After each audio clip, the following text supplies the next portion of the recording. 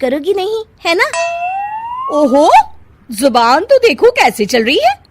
सुनो, तुम अभी आई हो इस घर में, तमीज में रहो, वरना सासू माँ से कहकर मायके भिजवा दूंगी तुम्हें। हाँ। ओह, हाथ लगाकर दिखाओ मुझे, देख लूंगी।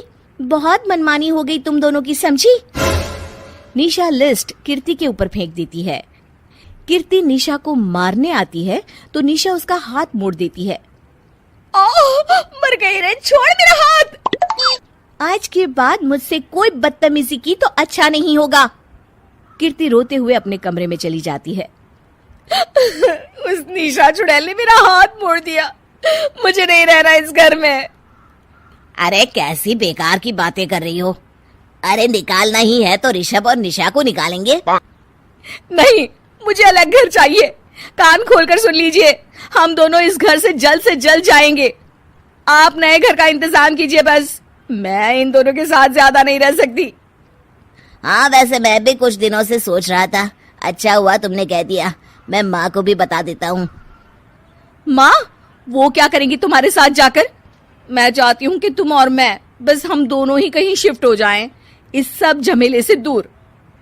अरे पर माँ को यहाँ छोड़कर इस तरह से जाना ठीक नहीं रहेगा कीर्ति। वैसे वो तुम्हें कितना प्यार भी तो करती हैं। नाम का ख्याल रखती है, क्योंकि तुम सगे बेटे हो ना, इसलिए। तुम अगर सौतेले होते तो मेरे साथ भी ऐसे ही सलूक करती जैसे अभी तुम्हारे सौतेले भाई और उसकी पत्नी से करती है। अरे पर फिर भी कुछ भी नहीं।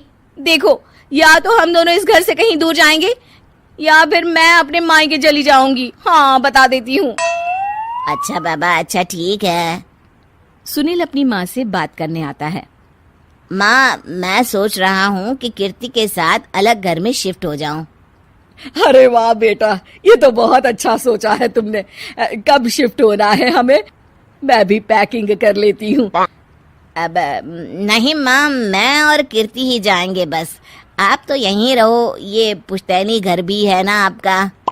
अरे बेटा, तू तो मेरा सगा बेटा है, तू ही मेरे साथ ऐसा कर रहा है, मुझे अपने साथ ले जा बेटा।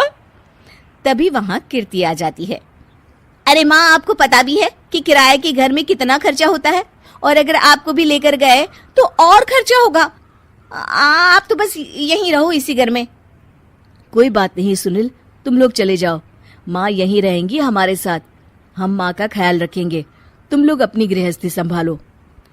निशा को ये देखकर बहुत खुशी होती है। वो मन ही मन सोचती है, अब आया ना ऊंट पहाड़ के नीचे। अब मम्मी जी को पता चलेगा, बड़ा सगा और सौतेला करती रहती थी। सगा बेटा तो जा रहा है छोड़कर, अब आएगी इन्हें अकल, और नहीं आई तो मैं ला कर रहूंगी। निशा अपनी सास को कैसे अपने सौतेले बेटे से मिलाएगी, जानने के लिए देखिए सौतेली माँ पार्ट 2।